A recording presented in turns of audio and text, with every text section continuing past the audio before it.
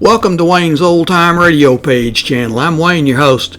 These programs are brought to you by support of our listeners. You can give your support at Patreon or PayPal, either one. There's clickable links in this description below. Thanks for your support and enjoy the shows. Johnny, it's Lloyd's of England. George, every time I hear your voice on the phone, I shudder. Well, I guess I have asked you to handle some rather out-of-the-ordinary matters for us. George, they have been so wild, crazy, impossible, I sometimes wonder if you ever issue a normal-type policy. Well, it's a very normal-type policy that I'm concerned about now, Johnny. It's the insured himself who has me worried. Okay, tell me all. His name is Joseph, spelled with an F. Joseph Hantler. He's an inventor, among other things. His invention is what we've insured. It's a device, I guess you'd call it, for making some kind of boron-based compound. Boron-based? The sort of thing the government is vitally interested in for its airplane and rocket fuel. Oh? No kidding. I think you'd better run over here and let me tell you about it. Can you? Right away? When you put it that way, George, yeah, I think I'd better. I'm on my way.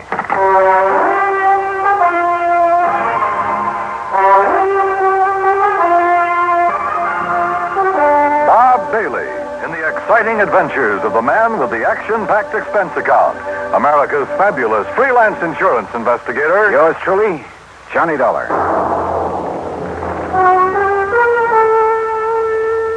And now, Act One of yours truly, Johnny Dollar.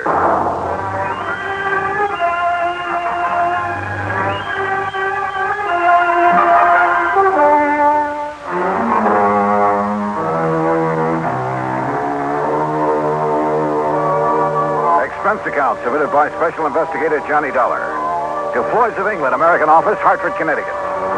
Following is an account of expenses incurred during my investigation of the Boron 112 matter.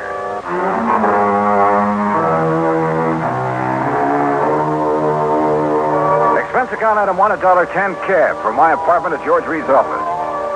As I walked in, he motioned me to a chair, leaned over to the intercom on his desk, and pushed a key. Sit down, Johnny. Miss Larkin. Yes, Mr. Reed? Mr. Dollar is here. Would you come in, please? Oh, yes, sir. Well, George, what's it about this time? Glad to see you, Johnny. I gave you most of the story over the phone. Well, you only told me you've issued a policy to this man, Hantler, was it? That's right, Joseph Hantler. Yeah, and that you've insured some invention of his for, how much did you insure it for? $20,000. It's a piece of apparatus, Johnny, that he has spent over 7 years developing. Sit down, Miss Larkin. Oh, thank you. Apparently, it's a very complicated something or other. I never did know much about such things. For making borax, or more specifically, a compound he calls boron 112 for use in high-powered fuel. Sounds important. It is, at least so far as I've been able to determine. Yeah, been all sorts of government tests and experiments with these super fuels, hasn't there? Exactly. Many things formerly used purely as explosives, remember this, Johnny, many things formerly used as explosives are now being developed as fuels. Well, the perfect example is atomic fission and hydrogen fission or fusion or whatever it is. Exactly. All right, now let's get down to cases. You've insured some apparatus that's supposed to make boron 112. What kind of apparatus? I've never seen it. It's all very secret. Well, now, wait a minute. How do you know this machine or whatever it is even exists? Looks to me like you've insured a pig in a poke. No, Johnny. For $20,000. Wow, Lee. No, Johnny, I'm not that much of a fool. One man, a recognized physicist, has, at my request.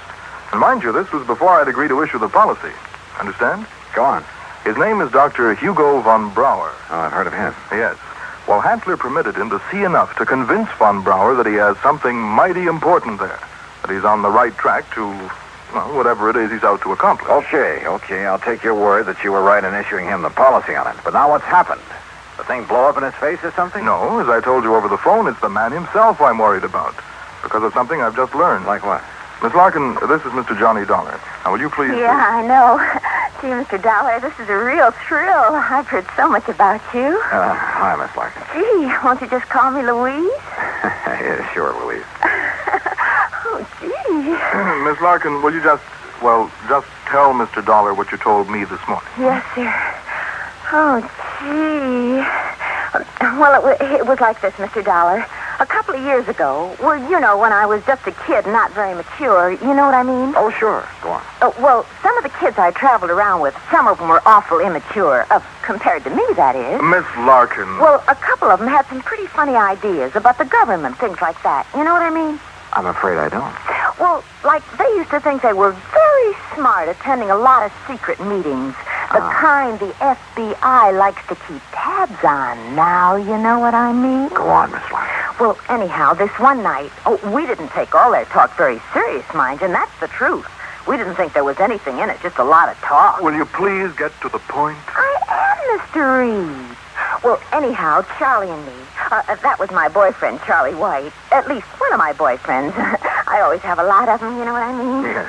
Well, go on, please. Well, Charlie and me, we said, sure, we'll attend one of your meetings, you know, just for laughs, you know what I mean? And what kind of a meeting was it?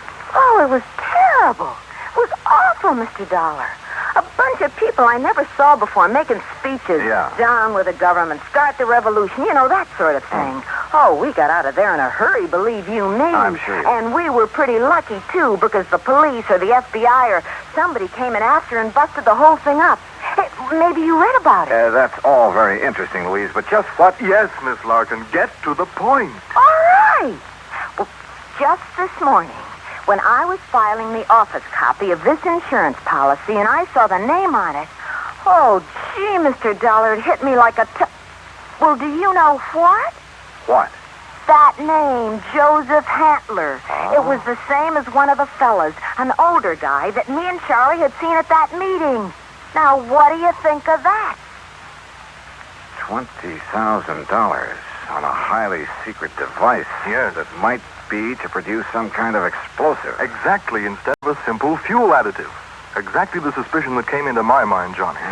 Of interest to the government, he had told me. But what government? We're jumping to an awfully big conclusion, George. Have you notified the FBI? I suppose I should, eh? Yeah. No, not yet. We may be all wrong about this. Oh, but Mr. Dollar... We may be all wrong about the man, his apparatus, his intentions, everything. Let me see what I can find out about him first. Now, whatever you say. But remember one thing, Johnny. Yeah? You may be dealing with far more than just this one man. So be careful. Be very careful. Oh, gee, you'd better, Mr. Dollar. You know what I mean? Act 2 of yours truly, Johnny Dollar, in a moment. Now, Act 2 of yours truly, Johnny Dollar, and the Boron 112 matter.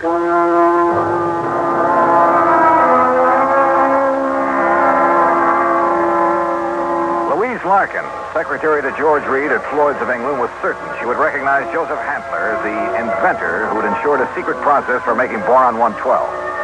If, that is, he were the same Joseph Hantler she'd met at one time at a meeting of a subversive group. Expense account item 250 deposit on a rental car. In it, Louise and I crossed the Connecticut River to East Hartford, went south to Hockenham on Route 2, then south and east on a seldom used gravel road that took us a few miles to the edge of a stream called the Salmon Branch. There in a little grove of trees, we found a windowless concrete block building, the so-called laboratory of Joseph Hantler. Gee, those directions Mr. Reed gave us were pretty good, weren't they? Yeah. Hantler certainly picked himself an isolated spot. Come on. Boy, this is exciting, isn't it? Now, just remember what I told you. If this is the man you met at that party line meeting, don't appear to recognize him. Just give me a slight nod to say yes or no. Yeah, but what if he recognizes me? Yeah, we'll cross that bridge when we get... Stop! Stop right where you are! Do you not see the signs on the fence? Keep out! Keep Yeah, out! Johnny, it's him. You're sure? Yeah, gee. Where did you hear me? I'd like to talk with you, Mr. Hantler. It is Dr. Hantler. Who are you? My name is Dollar, insurance investigator. And who is this woman? Just a friend of mine. So, what do you want with me? Well, I want to see the machine, the apparatus that Floyd's of England has insured for you. No, you may not. I'm engaged in highly secret work here. Work that is worthy only of my own great talents as a physicist, chemist, and inventor. Work for the government. Yeah? What government? What are you talking about? The United States government, of course. Suppose you let me see whatever contract you may have with them. I let you see nothing. I have no contract. Oh? And I do not have any patent on my converter. And why? Because either one would reveal the secret of this amazing device before I can turn it over to the government of this fine and glorious country. Yeah, sure. So that is also why I will not permit either you or anyone else to see inside of my laboratory. So leave. Immediately. Go. Get out of here. Dr. Hantler, if you'll just let us... No. Do you understand me now? Mr. Dollar. Oh, hey, now, wait a minute. What's that thing for? You are trespassing on my private property. If I shoot you, I am within my rights. Now leave. Now! Do you hear me? Come on, Louise. Gee, yeah. And do not come back here. You hear me? Never! Same man, huh? Oh, he sure is. Gee, that gun he pulled on you, I was scared, you know what I mean? Yeah, I know what you mean. Well, what are you going to do, Mr. Dollar? You know something, Louise? I'm not sure. But I was sure by the time we got back to Hartford. I took Louise back to George Reed's office. George was out to lunch, but I stopped long enough to telephone an old friend of mine, Lee Houck, at the local office of the FBI. Asked him to meet me for a bite to eat. Sure, Johnny. How about the Hearthstone? Anywhere you say. 1 o'clock? I'll be there. Well, Yeah, I know what I'd do, Johnny. what, Louise? I'd tell the FBI. That's exact. Yeah, well, we'll see. I know what Charlie would do, too. Charlie? My boyfriend, I told you, Charlie White. Oh, yeah. Well, I'd better be on my way. He'd go out there and he'd kill that crazy old man. Well, Johnny, he just hates those people who are conspired to overthrow the government. Hey, look, tell George when he gets back to the Ever office. since we got drugged into that awful meeting of those awful people, why, he hasn't even seen those guys that persuaded he and I to go there that night. He Louise. says if he ever does see any of them, boy, what he'll do to them. Yeah, I'm sure. Now, look, I got to keep a luncheon date. Tell George Reed when he comes back that I'll see him later, huh? Then I'll see you again, Johnny, huh? Hadn't you better answer that phone? Huh? Oh, yeah. Oh, goodbye, Johnny. See you. Lloyd's of England. Oh, Charlie. Hey, Charlie, what do you think's happening? Who I've been talking to? My dream man.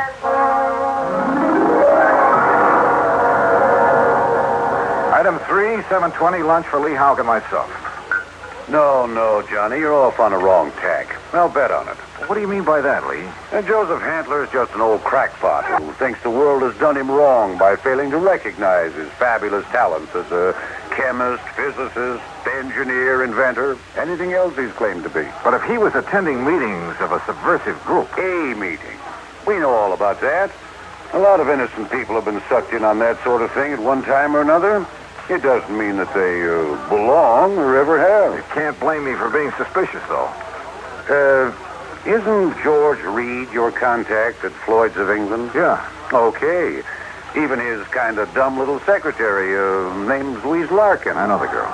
Even she was at one of those meetings before we cleaned him out of town. Not much gets by you boys. With one of her boyfriends, Charlie somebody or other. He's the kind you have to watch out for, Johnny.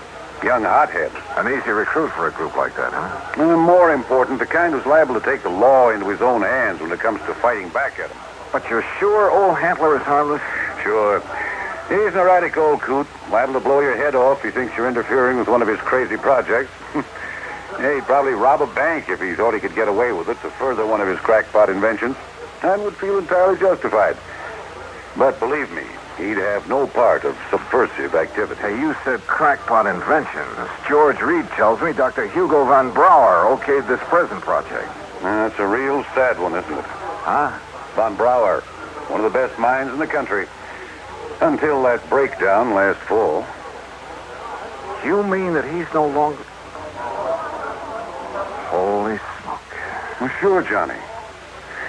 If George sold him insurance on Von Brauer's okay, well... How does Handler keep going? Does he ever sell anything he develops? No, he probably lives off an old trust fund, something like that. Want me to check on it? No, wait till after I've seen him again. Somehow I've got to see that machine of his. See how badly the insurance company stands to get took. Yeah, Johnny. I think you better. Maybe he was right. Maybe the idea George Reed and I had cooked up, that the old scientist was working on some kind of bomb or explosive was... Anyhow, my problem was to find out exactly what he was working on, what the company had blindly insured. So I drove out there again. To keep Handler from barging out with his gun, I blew the horn a couple of times as I pulled up alongside the fence. But there was no response to it. Good. Maybe Handler wasn't there. Maybe I could somehow get into the place, see for myself what was up. But suddenly, from inside the building came a couple of dull thuds. And then the whole thing began to bulge at the seams, began to...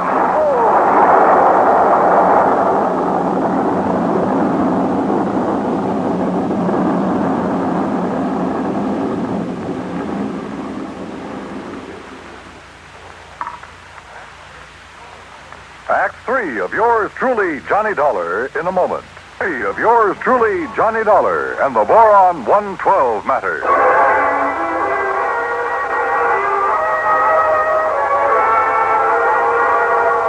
Carefully, I dragged myself out from under what was left of my rental car, where the explosion of the laboratory building had blown me. Pushing aside a few chunks of concrete, bits of lumber that had landed on me. And I saw them coming down the road toward me from a car parked in the trees to the side. Louise Larkin, a big, husky football player type who looked as though he could stand a good bath and a shave. Well, served him right. That's all I gotta say, Louise. Any guy plotting against the United States, murder's too good for him. Gee, Charlie, it sure looks like he's done for now. He must have went up with the building. Yeah, and it served him right. Oh, gee, there's not a thing left of this lap. Oh, Hello, Louise. Mr. Dollar. Yeah, that's right. And I take it you're Charlie. Yeah. Hiya, Dollar. What do you think of that? You did a pretty good job, didn't you? What? Yes, sirree. Huh?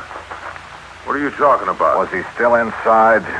Did you murder Dr. Handler, too? Johnny. Now, wait a minute. You think I done that? Oh, no, Johnny. We just got here. Oh, sure. Honest. Charlie was going to have a showdown with him. He was going to drag him out of that place and hand him over to the FBI. Sure. What'd you think? Gee, I was worried about the old man's gun, remember? I remember. But if you think a lousy gun was going to stop me from handing a subversion guy like him over to the... Now, look, you don't mean you think I done this. What would you think? No, I did it. Was it not wonderful? Dr. Handler. Yes, Mr. Dollar, and I want you to meet... So you're still alive, huh? You're okay. I beg your pardon? Well, you won't be for long because I'm going to take you in. I'm going to... Quiet. Mr. Dollar, my good friend, Mr. Dollar. Huh? I want you to meet this gentleman from the commission in Washington. Commission? D.C., Washington. Dr. Bernard Steiner. The Dr. Steiner? Yeah, but of course. I've heard of you, and now it's nice to meet you, Mr. Dollar. This final test, it was proof. It was final, all right. Yes, it was all the proof I need. We observed the buildup of the explosion from the top of yonder hill. The proof of what? That Dr. Handler has finally come up with a controlled power source in his boron compound of inestimable value to the country's rocket program. So, I am a great man at last. Oh, why he calls it Boron 112, I'll never know. Well, because it was experiment number 112 with my wonderful converter process. What else? Hey, if you're from Washington, mister, I am, young man, and I assure you the government will take over Dr. Handler's process immediately. Well, I'll be doggone.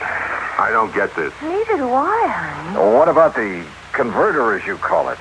Did that go up with the building? Yeah, but of course. And now I can build for the government a big one. Big enough to serve this glorious country of ours. Yeah, sure. But you'll expect the insurance company to pay for the one you deliberately blew up. Me? Dr. Joseph Handler? No, never. I am a great man now. I am above such petty things. I tear up that policy. I do not want their money because now I am a great man.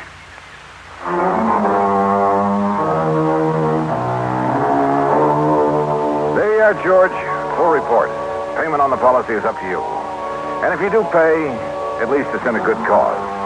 Also, well, I guess you and I have both learned a lesson about jumping to conclusions. Expense account total, including incidentals, replacement of the rental car, and transportation back to Hartford, $2,431. Yours truly, Johnny Dollar.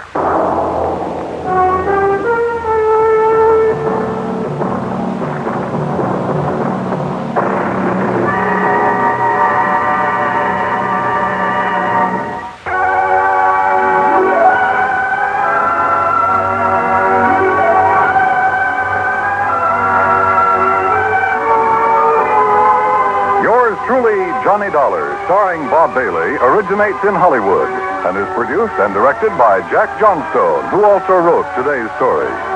Heard in our cast were Shirley Mitchell, G. Stanley Jones, Parley Bear, Russell Thorson, Frank Gersel, and Lou Merrill. Be sure to join us next week, same time and station, for another exciting story of yours truly, Johnny Dollar. is Dan Cubberly speaking.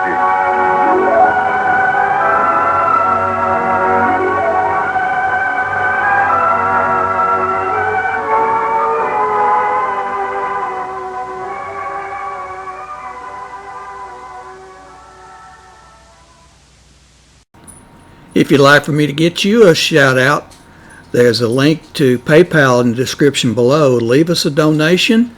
We'll get it up here for you. Just tell us who you want it to. You, a friend, a girlfriend, a wife, spouse, whatever. And we'll get it up here.